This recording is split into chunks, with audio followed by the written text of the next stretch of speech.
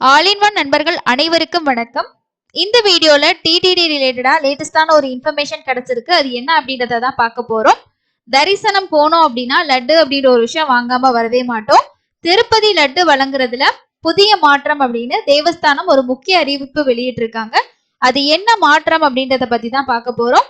So நிறைய பேர் வந்து மேபி நியூஸ்ல வந்து பார்த்துருப்பீங்க, ஒரு சிலருக்கு தெரிஞ்சிருக்காது. ஸோ எல்லாருக்கும் இந்த இன்ஃபர்மேஷன் யூஸ்ஃபுல்லா இருக்கும்னு நினைச்சீங்கன்னா கடைசி வரைக்கும் வீடியோ ஸ்கிப் பண்ணாம பாருங்க.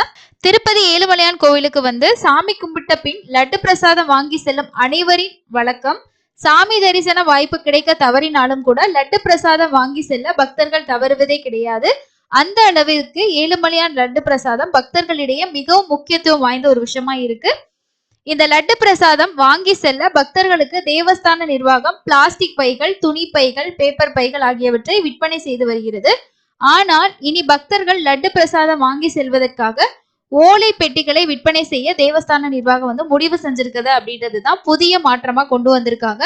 இதற்காக பனை ஓலை, தென்னை ஓலை ஆகியவற்றால் தயார் செய்யப்பட்ட ஓலை பெட்டிகளை கவுண்டர்கள் அமைத்து பக்தர்களுக்கு விற்பனை செய்யவும் தேவஸ்தான நிர்வாகம் திட்டமிட்டிருக்கதா வந்து சொல்லியிருக்காங்க.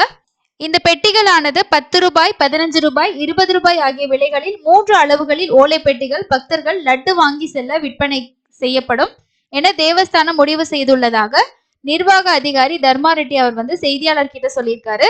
இதன் மூலம் சுற்றுச்சூழல் காப்பாற்றப்படும் என்றும் கிராம மக்களுக்கு வேலை வாய்ப்பு கிடைக்கும் என்றும் அவர் வந்து தெரிவிச்சிருக்காரு. சோ இதுதான் வந்து பாத்தீங்கன்னா லட்டு பிரசாதம் வழங்கக்கூடிய முறையில வந்திருக்கக்கூடிய புதிய மாற்றம். இனி வந்து ஓலை பெட்டிகள் இந்த இது மூலமா நம்ம வந்து நம்மளோட லட்டு வந்து பாத்தீங்கன்னா வாங்கிக்கலாம். லட்டு கவருக்கு பதிலா இந்த ஒரு மாற்றத்தை வந்து கொண்டு வந்திருக்காங்க. இது சுற்றுச்சூழலுக்கும் யூஸ்ஃபுல்லான ஒரு விஷயமா இருக்கும் அப்படின்றதுதான் முக்கியமான விஷயமா இருக்கு. இது வந்து ஒவ்வொரு சைஸுக்கு ஏற்ற மாதிரி 10, 15, 20 ரூபாய் ரேட்ல வந்து கொடுக்குறாங்க.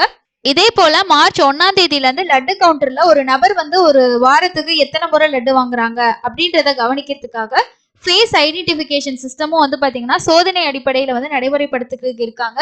இந்த மாதிரி தொடர்ச்சியா நிறைய அப்டேட்ஸ் வந்து கொடுத்துக்கிட்டு தான் இருக்காங்க. இந்த மாறுதல் பத்தி நீங்க என்ன நினைக்கிறீங்க அப்படின்றத கண்டிப்பா கமெண்ட்ஸ்ல வந்து சொல்லுங்க.